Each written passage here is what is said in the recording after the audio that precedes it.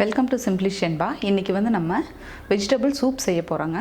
அதுக்கு வந்து நான் பட்டாணி, கேரட், முட்டைகோஸ் எடுத்திருக்கேன். இப்போ நம்ம எப்படி செய்யலான்னு பார்க்கலாம்.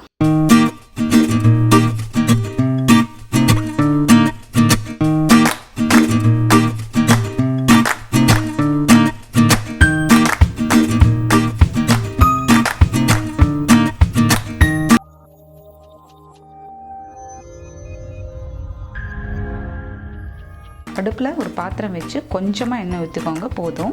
எண்ணெய் சூடாகிடுச்சு. கொஞ்சம் சோம்பு ஆட் பண்ணிக்கலாம். இப்போ அது கூடவே கொஞ்சம் சீரகம்,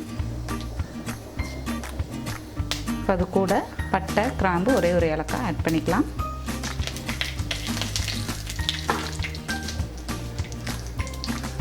வெங்காயம் கொஞ்சமாக எடுத்துக்கோங்க.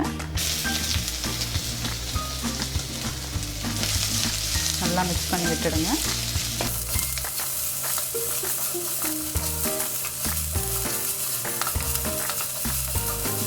இப்போ இது கூடவே ஒரு 2-3 பல் பூண்டு எடுத்திருக்கேன். பொடியாக நறுக்கி வச்சுருக்கேன். அதையும் ஆட் பண்ணிக்கலாம்.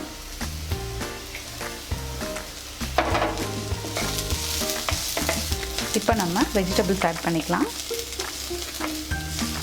கேரட் பொடியாக கட் பண்ணி வச்சுருக்கேன்.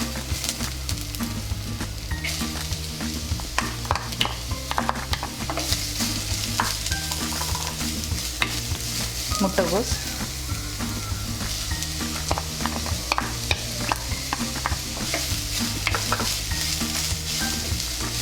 பட்டாணி ஒரு கப் எடுத்துருக்கேன். பச்சை பட்டாணி எடுத்துக்கோங்க.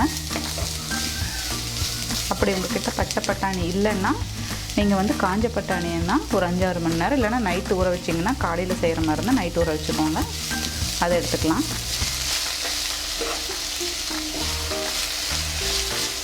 நல்லா மிக்ஸ் பண்ணியாச்சு.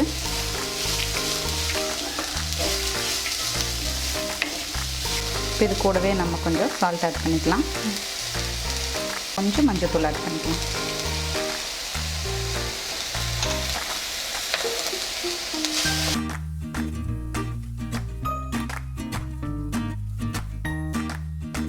இப்போ நம்ம தண்ணி ஆட் பண்ணிக்கலாம்.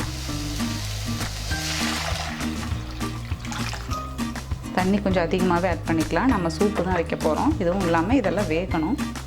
நல்லா வேகட்டும். காய்கறிகள் எல்லாமே ஒரு 15 மினிட்ஸ் மூடி வைப்போம். நல்லா வேகட்டும். 15 மினிட்ஸ் ஆகிடுச்சு. நம்ம ஓப்பன் பண்ணி பார்க்கலாம். வெஜிடபிள்ஸ் எல்லாம் நல்லா வெந்திருக்கும். அதோட ஜூஸ் எல்லாம் ஃபுல்லாக இறங்கியிருக்கும். அடுப்பை வந்து சிம்லேயே தாங்க வைக்கணும் அந்த 15 மினிட்ஸும். அதை நான் சொல்லலை. இப்போ வந்து கொஞ்சம் நம்ம கார்ன்ஃப்ளவர் மாவு கூட ஆட் பண்ணிக்கலாம்.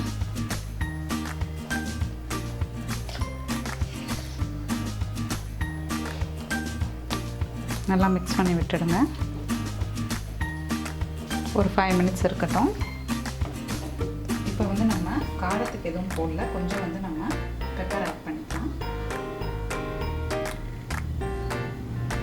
நல்லா மிக்ஸ் பண்ணி விட்டுடுங்க. சூப் ரெடி ஆகிடுச்சு. இப்போ நம்ம கொஞ்சம் மல்லித்தலை மேலே தூவிக்கலாம்.